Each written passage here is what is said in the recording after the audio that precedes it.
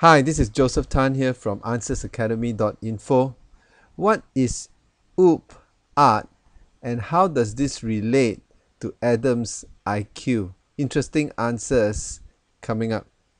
The evolutionary mindset of philosophy would have us to believe that man's intelligence or IQ increases over the passage of time. That means if this is an correct interpretation of history, then we who are alive today should be the smartest and most enlightened one of all compared with our ancestors in the past. But is this so? Now, if people in the past were not as smart or intelligent as us, the evidence we should see is this: the deeper we dig into the past, into the rock layers, and to find out the things and artifacts that our ancestors leave behind, they should be more primitive and ancient as we go deeper into the rock layers.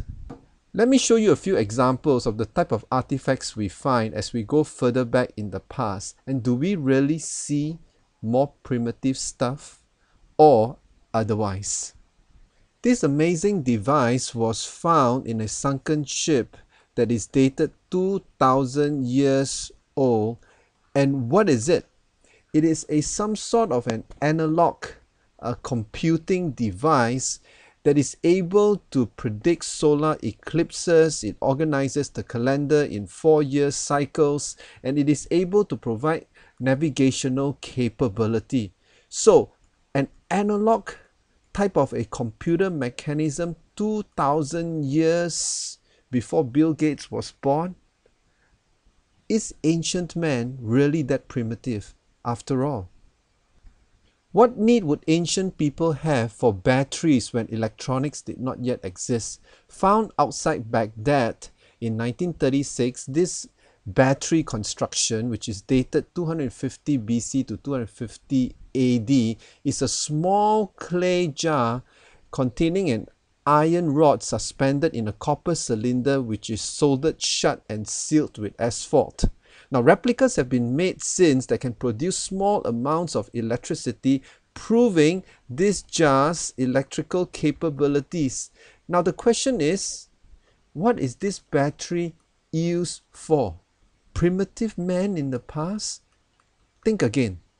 Encased inside a supposedly 500,000-year-old lump of hard rock, a spark plug was discovered. So, who left the spark plug there so many years ago? An ancient primitive civilization? I don't think so. Or is it really an ancient civilization that is smarter than us rather than an ancient civilization that is not so smart according to the evolutionary model? Those artifacts highlighted earlier are known as out of place artifacts. Out of place artifacts. Why are they out of place? Because they are out of place from the framework of the evolutionary time frame, where paleontologists and scientists have a lot more questions than answers when it comes to these artifacts. Why doesn't it fit with the evolutionary model where our ancestors in the past are supposed to have a lower IQ than us? Now, this doesn't make sense until we go back to the biblical mindset of who Adam and Eve is and how we are created.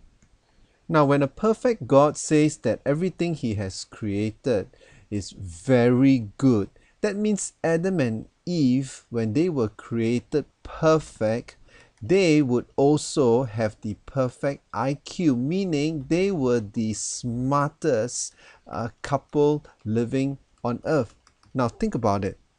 Now, if the biblical time frame or mindset is true, then what happens is that our IQ have actually degenerated as we move along in time. So it is not surprising that people in the past demonstrate artifacts and technology that at times puzzle us, that we are not even able to replicate in our present day. Why? Because Adam and Eve, they were created perfect, but after sin came into the picture and man fell and corruption came into the world, that's when everything went downhill, including our IQ. As you can see from Genesis chapter 4 verse 20 to 22, in just 7 generations after Adam, human civilization was already skilled in animal husbandry, in taking care of livestock, able to create musical instruments, and being able to produce metallurgy, combining different alloys and metals together. And all of this happened in just 7 generations from Adam. So there was no Stone Age moving on to Iron Age or Bronze Age. It all happened in a short time. So it is not surprising that we get a lot of the arts evidence in the world that we see today. So the further back we look into the past, the more intelligence, the more sophistication we find in some of the artifacts that we uncover. Because according to the biblical time frame and the biblical worldview, the closer we get to the past, the closer we get to perfection. Similarly, if we look at man's morality, if you look at man's behavior, in other words, if you look at sin, it also reveals that in the past, we once lived in a perfect world, that is Adam and Eve.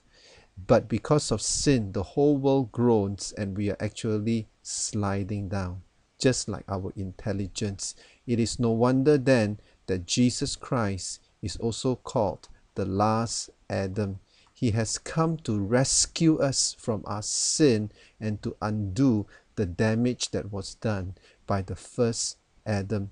True, we might not be as intelligent as the people in the past in ancient civilization, but we have an opportunity to be forgiven of our sins and have a fresh opportunity to start anew again, because Jesus Christ came as the last Adam to die on the cross and to forgive us of our sins so that we can be regenerated, rebirth, be born again, and head towards that perfection that God originally designed for us in the Garden of Eden. Think about it. This is Joseph Tan here from AnswersAcademy.info. Thanks for watching.